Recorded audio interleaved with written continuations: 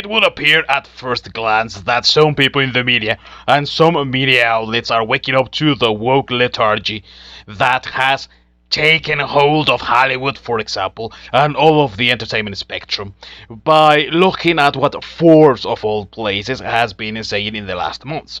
In February, after Gina Carano got fired, we saw an article claiming that the situation was hypocritical and a sign of mismanagement from Bob Chapek. Of course, this might have something behind it as well, but it's evident that they are trying to do this to raise some sort of awareness behind this. And now we have, of all people, Scott Mendelson, Scotty boy, that is claiming that somehow Hollywood is setting up minorities for failure by using them in rebooted franchises.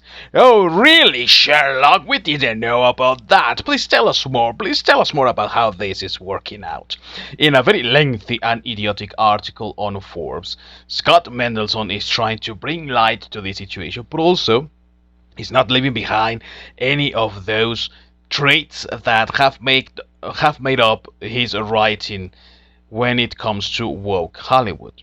In one part of his article, he openly says that an entire generation of non-white filmmakers, whether they are actors or directors, people in general that work in movies, are being set up to fail by being given franchises that audiences no longer care about. He makes the case, for instance, of Terminator, Dark Fate, and Charlie's Angels that people were not interested in watching, as opposed to, for instance, something the likes of Spider-Man Into the Spider-Verse.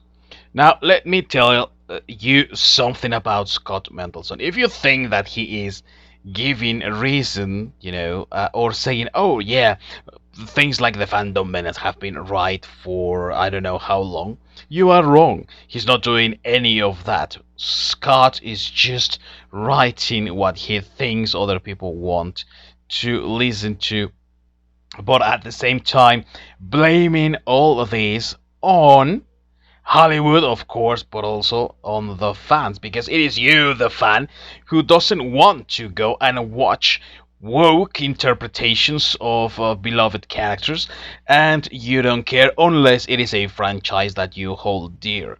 And he says that about, for instance, The Force Awakens, forgetting that The Last Jedi and also The Rise of Skywalker made even less money than The Force Awakens. But that is neither here nor there. Let's move on. Scotty is saying basically that Hollywood is using already extinguished franchises because Terminator is a flawed franchise. People had the opportunity to watch Terminator films before, and there were two flawed attempts with Terminator Genesis, and I think that it was another one, I don't know, but the latest before Dark Fate was that one. Nobody cared about it, nobody liked it, it was a failure, and then, despite the fact that there is a diverse cast there inside Terminator Dark Fate, nobody wanted to watch that thing. I believe that Scotty here is forgetting something really important about things like Charlie's Angels and Terminator Dark Fate. And they are both suffering of the same illness. And no, I'm not talking about the woke. Yeah, that is part of it. But if you remember how these two films were promoted, and also if you remember what their respective directors said about them, both Tim Miller and Elizabeth Banks said that their respective movies were not for the frail white males. Words more, words less, paraphrasing here of course, but the idea is that they said their movies were not for white males. The movie gets released, what happens exactly after the movie gets released and nobody went to watch it? Elizabeth Banks goes, and I don't know why men didn't want to watch it, but I blame them for my movie's failure. Well, love, you said that your movie was not for white males. What the fuck would a white male be doing watching your thing? Didn't you say that it was not for him? So why do you want him to go and watch it? It's completely stupid. The same person you are excluding cannot be blamed for the failure of your crappy film if you already told them in the first place that you were not willing to have them and they were not welcome. It's simple as that. It is not super science, Scotty. It is just looking at how these movies get promoted, how these movies get made inside Hollywood as well.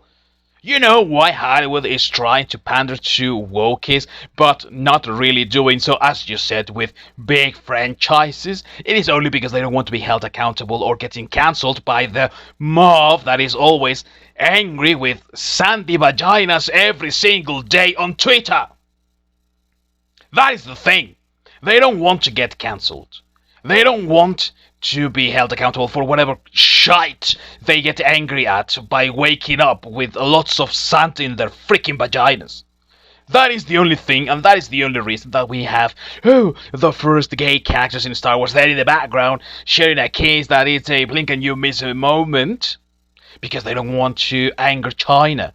Of course, yeah, these places are going to be super mega woke, but at the same time, they're going to be thanking China and its government because they were allowed to shoot their crappy film next to a concentration camp. They are so woke that they go out of their way to support a racist contributor, but and saying that they stand against bullying of said contributor, but still condoning bullying to one of their stars because she didn't write pronouns in her bio and some other dumb shite. That is not woke. That is not diverse, that is not accepting, that is not progressive, that is just idiotic bullshit that is taking place inside Hollywood because people the likes of you go out of your freaking ways to write idiotic take like this one once again. Time and time again, whether you are trying to defend The Last Jedi or you are trying to destroy the Rise of Skywalker, or in this case trying to say that Hollywood is to blame for all this minorities failing inside the industry. No shite, Sherlock. We have been saying this for years. And we have a better case of saying it because we have information about it. You just write because you are angry or because money is running tight, whatever. That is not how this gets done. We have been saying it. It was evident from the very beginning. You are just another piece of shite inside the machine that is furthering this situation with your idiotic takes. If you don't pay attention to how these movies get promoted, that's on you. It's not on the audiences. Audiences are not meant to go and watch what they don't want to watch. Hollywood, if they want to continue in the business, they should provide the audiences with what they want to watch. And what is clear from the examples that you use in your idiotic article, those two films were not in the audience's taste because A, they were told that they were not welcome, and B, they were created with the sole intention of filling in a diversity quota, and people are tired of getting lectured. Believe it or not, however stupid they might seem, people are waking up to this stupidity and they are getting smarter. Of course, they are not going to go watch something that they don't want. You're not to something, Scotty, but you still need to do a lot of thinking before you can even utter a coherent sentence about this thing. Once again, this is my opinion, and I want to know yours down below in the comments, so let me know, and until the next time, peace out.